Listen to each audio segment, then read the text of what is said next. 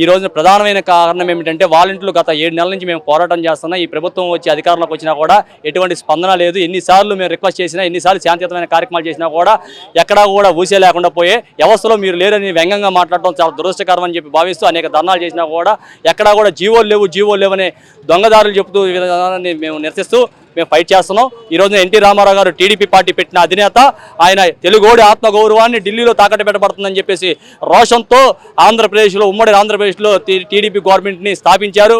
వాళ్ళ తిరిగి యువతరాన్ని తీసుకొచ్చి రాజకీయ చైతన్యం తీసుకొచ్చి రాజకీయంలో తీసుకొచ్చి ఎంతో మందికి రాజకీయ భిక్ష పెట్టిన వ్యక్తి టీడీపీ పార్టీ. ఆ మాటిస్తే నిలబెట్టుకునే పార్టీ అనే ఒక ముద్ర వేయగలిగారు. 2 రూపాయలకి పేదవాడు కిలో బియ్యాన్ని 2 రూపాయలకు అందించిన ఘనత ఎన్టీ రామారావు గారిది. మద్యపానం నిషేధిస్తానని మాట ఇచ్చి మాట నిలబెట్టుకోవడంలో ఎన్టీ రామారావు గారు నిలబెట్టుకున్నారు. అది టీడీపీ పార్టీ అనేది మాటిస్తే నిలబెట్టుకుంటామనే ఒక వాగ్దానం, టీడీపీకి ఉన్న హక్కు అది.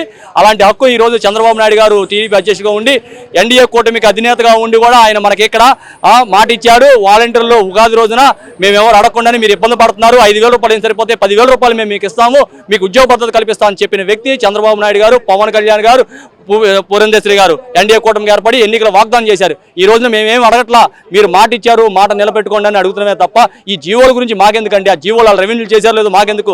రెవెన్యూ చేయకపోతే మీరు జీవోలు పెట్టండి. మధ్యాహ్నానికి ఏ రకంగా మీరు జీవో తీసుకొచ్చి ప్రైవేట్ వ్యక్తులకు ఎలా అయితే ఇచ్చారో అలాగే జీవో తీసుకొచ్చి వాలంటీర్లకు న్యాయం చేయమని చెప్పేసి మీడియా రూపంలో మేము తెలియజేస్తున్నాం. ఈరోజు క్యాబినెట్ జరుగుతుంది, క్యాబినెట్లో మా ఊసే లేదు కాబట్టి ఈ రోజున ఎన్టీ రామారావు గారి విగ్రహానికి మేము దండేసి ఆయనకు వినతి పత్రం ఇచ్చి అయ్యా చంద్రబాబు నాయుడు గారు మనసు మార్చమని చెప్పేసి ఈ రోజున వినతి పత్రం వినతంగా తయారు చేయడం జరిగింది.